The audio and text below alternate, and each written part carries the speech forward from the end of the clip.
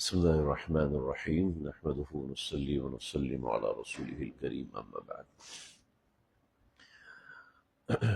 نبی علیہ السلام کی ایک حدیث ہے، آپ صلی اللہ علیہ وسلم نے سیدنا ابو ذر غفاری رضی اللہ تعالیٰ عنہ سے فرمایا کہ اے ابو ذر، اگر تم صبح اس حالت میں کرتے ہو کہ وَإِنْ غَدَوْتَ وَتُعَلِّمُ آیَةً مِّنَ الْقُرْآنِ، وَتُعَلِّمُ آیَةً یا آیَةً من القرآن، ابن ماجہ کی روایت میں آیَةً ہے اور دیگر روایتوں میں آیَةً من القرآن، کہ اگر تم صبح ایسے کرتے ہو کہ ایک آیت سیکھو تو خیر من مئۃ رکعۃ، تو وہ تمہارے لیے 100 رکعت پڑھنے سے بہتر ہے۔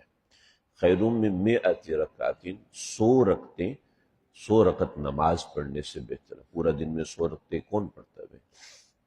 اور اگر تم دین کا ایک باب سیکھتے ہو تو خیر من 1000 رکعت، وہ 1000 رکعت سے بہتر ہے۔ یہ جو ہم صبح روزانہ تھوڑی دیر بیٹھتے ہیں 3-4 منٹ میں 3-4 مسئلے سیکھتے ہیں، تو آپ خود ذرا اس کو ملٹیپلائی کر لیں کہ کتنے نفل کا ثواب اس کے اندر حاصل ہو جاتا ہے۔ یہ بہت بڑی چیز ہے۔ لیکن میں آج کوئی مسئلہ بیان نہیں کر رہا، آج اس مسئلے کی اہمیت بیان کر رہا ہوں۔ جو ہم نے چند ایک مسائل سیکھے، صرف یہ مسائل نہیں ہیں بلکہ بہت سے ایسے مسائل ہیں جو کہ سب لوگوں کو نہیں بتائے جا سکتے۔ یعنی کچھ ایسے مسائل ہیں جو شرم سے متعلق ہیں، جو پاکی اور ناپاکی کے متعلق ہیں، روزے کے ٹوٹنے اور نہ ٹوٹنے کے بارے میں ہیں۔ تو ایسا مسئلہ کسی کے ساتھ بھی پیش آئے تو وہ مسئلہ ضرور پوچھنا چاہیے، اور انفرادی طور پر جہاں آپ کا کسی عالم مفتی پہ اعتماد ہے اس سے مسئلہ ضرور پوچھنا چاہیے، ورنہ انسان کے ساتھ بڑے مسائل ہو جاتے ہیں۔ اب ہم ان مسائل کو مسائل نہیں سمجھتے تو یہ ایک الگ بات ہے۔ جیسے حضرت عبداللہ بن سلام رضی اللہ تعالیٰ عنہ نئے مسلمان ہوئے، تورات کے بہت بڑے عالم، یعنی اتنے بڑے عالم تھے کہ نبی علیہ السلام کے سامنے جب کوئی یہودی آتا تو آپ کہتے عبداللہ بن سلام کو بلاؤ۔ عبداللہ بن سلام کہتے ہاں بھی تورات میں اس بارے میں کیا لکھا ہوا ہے؟ حالانکہ نبی علیہ السلام کو پتہ ہوتا تھا، آپ فرماتے مجھے پتہ ہے، لیکن عبداللہ بن سلام چونکہ ان کی کتابوں کا عالم ہے اور ان کا سب سے بڑا عالم ہے، یعنی یہ ایسا عالم ہے کہ یہودی نہیں کہہ سکتے عبداللہ بن سلام غلط بتا رہا ہے، یعنی وہ اتنے بڑے عالم تھے۔ تو حضرت عبداللہ بن سلام کہنے لگے کہ میں نے دل میں سوچا کہ ہفتے کے دن کی حرمت ہمارے مذہب میں تھی جو کہ میں چھوڑ چکا ہوں، جمعے کے دن کی حرمت دین اسلام میں ہے، تو اب میں ایسا کرتا ہوں کہ جمعے کے دن کا ادب احترام کروں گا، لیکن ہفتے کے دن کا بھی ادب کروں گا، کیونکہ ہفتے کے دن کی بے ادبی کرنے کا تو اسلام نے حکم نہیں دیا۔ تو میں اسلام کے اوپر بھی عمل کروں گا اور یہودیت کے جو مقدس ایام ہیں ان کا بھی خیال رکھوں گا۔ یہ انہوں نے دل میں سوچا، پھر سوچا کہ میں نبی علیہ السلام سے پوچھوں کہ میرے دل میں یہ بات آتی ہے۔ تو آپ صلی اللہ علیہ وسلم کے سامنے یہ بات آئی، حضرت عبداللہ بن سلام نے یہ بات رکھی کہ اس میں کوئی حرج نہیں ہونا چاہیے۔ دین اسلام یہ تو نہیں کہتا کہ ہفتے کے دن کی بے حرمتی کرو، ہفتے کے دن ضرور ہی نوکری پہ جاؤ، ہفتے کے دن ضرور ہی کمائی کرو۔ یہودیت میں ہے کہ ہفتے کے دن آپ نوکری پہ نہ جائیں، اسلام میں ہے کہ جاؤ جمعے کے دن، لیکن جمعے کے لیے لازمی آ جاؤ۔ تو چلو میں جمعے کے دن کا ادب بھی کروں گا اور ہفتے کے دن کا ادب بھی کروں گا۔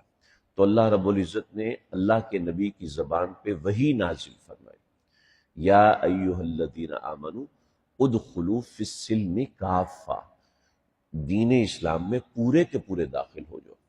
دین اسلام تو میں یہ نہیں کہتا کہ ہفتے کے دن کی بے حرمتی کرو، مگر جو اپنے دل میں اعتقاد بنایا ہوا ہے یہ اعتقاد غلط ہے۔ تو آپ سمجھ لیجئے کہ بہت ساری چیزوں کا تعلق اعتقاد سے ہوتا ہے، انسان وہ سوچتے سوچتے ہی کبھی دائرہ اسلام سے بھی خارج ہو جاتا ہے۔ نبی علیہ السلام نے فرمایا کہ ایسا زمانہ آئے گا کہ تصبح مؤمنا وتمسی کافرا، کہ تم صبح ایسی حالت میں کرو گے کہ مسلمان ہوگے مگر شام ایسی حالت میں کرو گے کہ کافر ہوگے۔ مجھے یہ کہتے ہوئے بالکل اچھا نہیں لگ رہا، لیکن کئی ایسے نوجوان بچے ان کے والد میرے پاس لے کر آئے، ان کے بڑے بھائی لے کر آئے یا وہ خود آئے کہ انہوں نے بتایا جی ہمیں اسلام کی یہ والی بات سمجھ میں نہیں آتی، ہمیں اللہ کے بارے میں یہ جو اللہ کا ایٹریبیوٹ ہے ہمیں سمجھ میں نہیں آتا، یہ اللہ ایسے کیسے ہو سکتے ہیں؟ دین اسلام میں شک کرنے والے بن کے ڈائریکٹلی دائرہ ایمان سے خارج ہوئے۔ خیر میرا مقصد ڈرانا مقصود نہیں، صرف اہمیت بتانا مقصود ہے کہ کوئی بھی ایسا مسئلہ ہو اس کو پوچھنا چاہیے۔ میرے گھر میں ایک پیشنٹ تھے جن کا علاج عام ڈاکٹر سے ممکن نہیں تھا، ایک بہت بڑے ڈاکٹر سے ہم نے اپائنٹمنٹ فکس کیا، پاکستان میں ایک دو ہی ڈاکٹر ہیں، تو وہ میں نے اپائنٹمنٹ فکس کیا، انہوں نے ہمیں آدھا پونا گھنٹے کا سیشن دیا، دوائی دی، پھر اس کے بعد کہنے لگے کہ ایک درخواست کرتا ہوں اگر میری دوائی سے فائدہ حاصل کرنا۔ جی فرمائیے، آپ تو ٹائم اتنی مشکل سے ملا۔ کہنے لگے جی میری دوائی کو چیٹ جی پی ٹی پہ چیک مت کرنا، اگر کرو گے تو کبھی ٹھیک نہیں ہو سکتے۔ اور انہوں نے تو نہیں کیا، لیکن پھر میں نے اپنے طور پہ چیک کیا کہ ڈاکٹر نے کیوں منع کیا ہے۔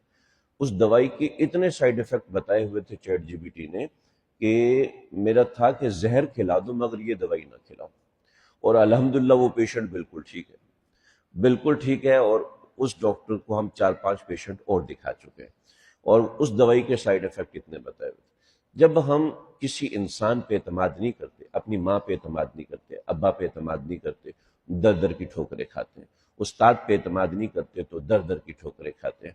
ایسے ہی دین کے حوالے سے اگر ہم کسی پہ اعتماد نہیں کریں گے تو کبھی واٹس ایپ ہمیں کچھ بتائے گا، کبھی کچھ بتائے گا، کبھی فیس بک کچھ بتائے گا، اور اتنے لوگ پریشان ہوتے ہیں۔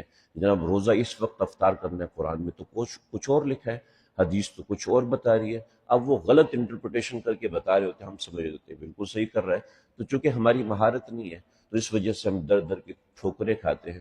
بہتر ہے کہ دینی حوالے سے، مسئلے کے حوالے سے کسی انسان سے رہنمائی حاصل کی جائے، براہ راست حاصل کی جائے، اس سے فائدہ ہوتا ہے۔